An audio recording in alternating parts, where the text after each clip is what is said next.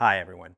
Today we're going to show you how to register for SmartHub to help manage your Pioneer account using your Apple mobile device. Let's get started. Head to the Apple App Store and search for Go Pioneer. You will be looking for the red app icon.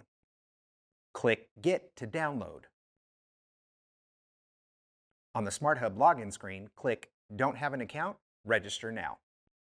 Enter the following information: your 5-digit account number found on your bill, your last name or business name as it appears on your bill, and the email you want to use for your SmartHub account. Click Continue. Enter the requested account information to verify your identity. Answers must match account info exactly. Then click Register.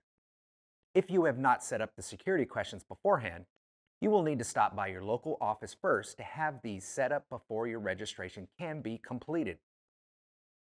You will then see a confirmation that your registration has been successfully completed.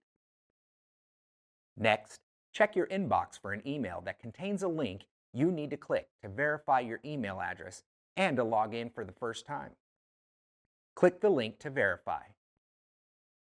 You will then be taken to the app and you will be asked to change your password to a permanent password of your choosing. You will also be asked if you would like to sign up for paperless billing.